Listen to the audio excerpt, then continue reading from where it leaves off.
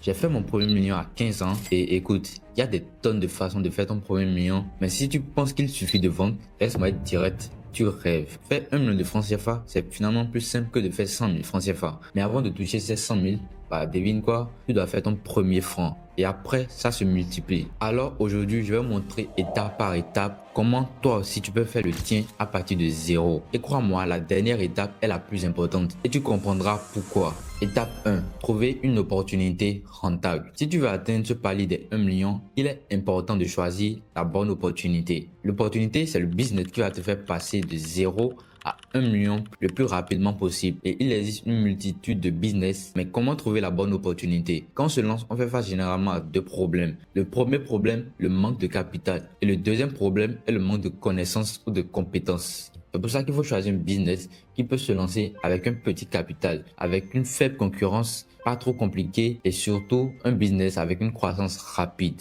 Par exemple, moi, à mes débuts, j'ai commencé par le freelance, mais par manque de compétences, j'ai fini par laisser tomber et choisir une autre voie. Et le business que je te recommande le plus, c'est le business des actifs du numérique. Honnêtement, pour quelqu'un qui se lance avec un petit capital, c'est vraiment la meilleure option. Tu as besoin de peu d'argent pour démarrer le business. C'est simple et facile à comprendre et c'est un business qui grandit très vite. Cette année, le marché mondial du contenu numérique, les e-books, les formations et bien d'autres est estimé à plus de 200 milliards de dollars. 200 milliards de dollars. Prends un instant pour imaginer l'ampleur de ce marché. C'est un marché gigantesque qui grandit chaque année. La vraie question est, est-ce que tu vas rester spectateur ou faire partie de ceux qui en profitent? Parce que ce marché va continuer à exploser et vaut mieux en faire partie pour ne pas regretter plus tard.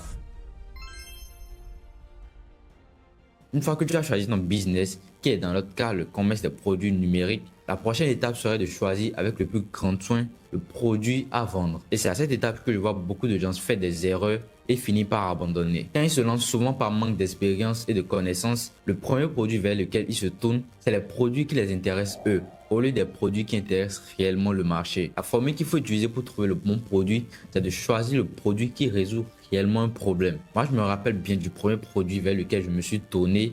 Il résolvait un problème d'accès à certains outils. C'était une solution complète pour ceux qui connaissent Rankerforce, qui donnait accès à des milliers de ressources gratuitement. En ce moment, beaucoup de professionnels cherchaient à accéder à ces outils, mais disposaient pas assez de fonds. Et c'est là que je rentrais en jeu, en proposant une solution sur laquelle ils pouvaient accéder à des milliers de ressources. Mais à l'époque, j'avais très peu de connaissances en marketing, mais les ventes se réalisaient. Et aussi, tu dois choisir les produits qui demandent peu de ressources à avoir, mais qui dégagent une forte valeur perçue. Avec ces informations, vous pouvez faire une étude du marché autour de vous pour voir ceux qui seraient réellement intéressés à acheter.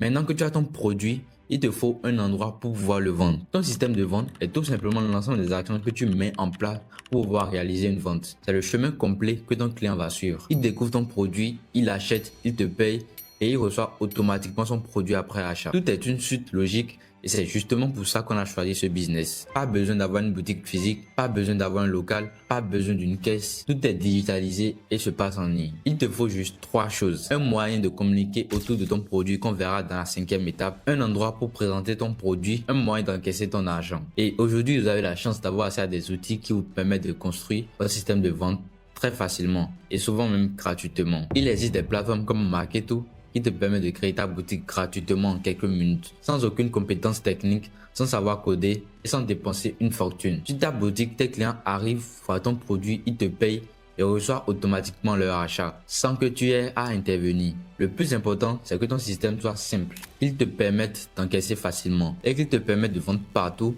peu importe où se trouve ton client. Et ça, c'est exactement ce que Marketo te permet de faire. Tu peux vendre dans tous les pays et encaisser partout dans le monde. Parce que plus ta boutique est accessible, plus tu trouves des clients partout.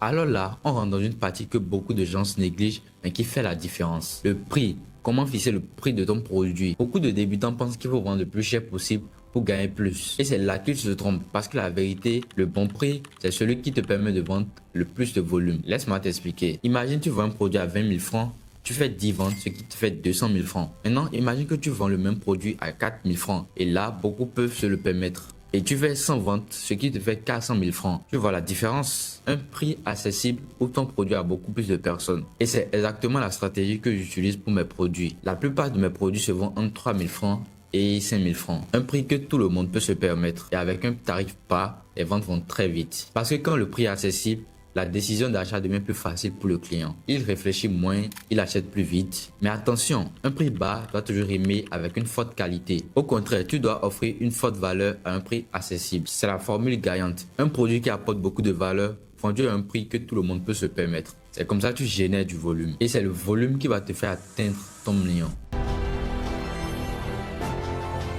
Alors maintenant, tu as ton produit, tu as ta boutique, tu as ton prix. Mais il manque encore une chose et c'est la plus importante. Comment attirer les clients? Parce que tu peux beau avoir le meilleur produit du monde. Si personne ne le voit, tu vends rien. Alors, comment attirer ses premiers clients? Il y a le trafic gratuit en organique et le trafic payant qui est de la publicité. Le trafic organique, c'est attirer les clients gratuitement à travers les réseaux, le bouche à oreille. L'avantage, c'est que c'est gratuit. L'inconvénient, c'est que ça prend du temps. Mais la meilleure façon d'attirer des clients, c'est grâce à la publicité Facebook. Pourquoi Facebook? Parce que c'est rapide. Tu peux avoir tes premiers clients dès aujourd'hui. Et tu peux montrer ton produit exactement aux bonnes personnes. Celles qui ont vraiment besoin de ce que tu vends. Maintenant, laisse-moi te rassurer. Beaucoup de gens ont peur de la publicité. Ils pensent qu'il faut avoir un gros budget pour commencer. Faux. Tu peux commencer à tester avec un petit budget, en partie avec 5 $ ou 10 $. Moi-même actuellement, pour tester certains produits, je peux injecter juste 10 $. Donc, garde en tête qu'un petit budget suffit largement pour démarrer. Au début, l'idée c'est juste de tester et de valider ce qui marche. Une fois que ton produit se vend, là, tu peux te permettre d'aller plus vite. Et le secret, c'est de bien cibler. Tu dois montrer ton produit aux bonnes personnes,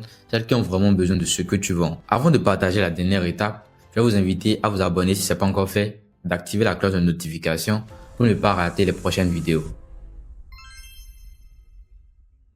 C'est l'étape la plus importante de toutes. Parce que ici, la plupart des gens se plantent. Ils font leur première vente, ils gagnent un peu d'argent. Et qu'est-ce qu'ils font? Ils dépensent tout.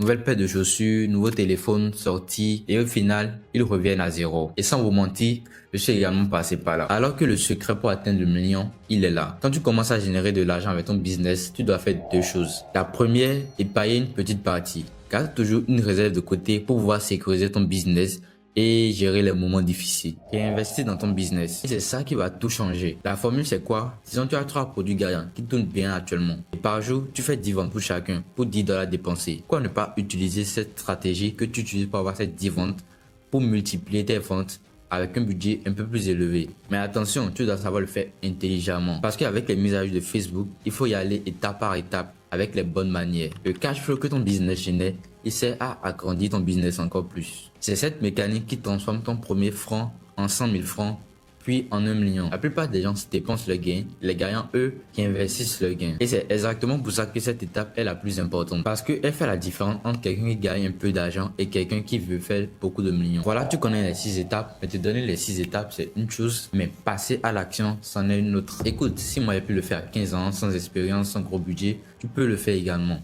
Ton âge, ton manque d'expérience, ton petit capital, c'est pas des excuses. C'est juste ton point de départ. Tout ce que je viens de partager, c'est exactement ce qui m'a permis d'en arriver là. Alors, arrête juste de regarder des vidéos et passe à l'action. Parce que la seule différence entre celui qui réussit et celui qui rêve, c'est le passage à l'action. Si cette vidéo t'a apporté de la valeur, abonne-toi et dis-moi en commentaire quelle étape t'a le plus marqué. Merci d'avoir suivi cette vidéo jusqu'à la fin. À la prochaine.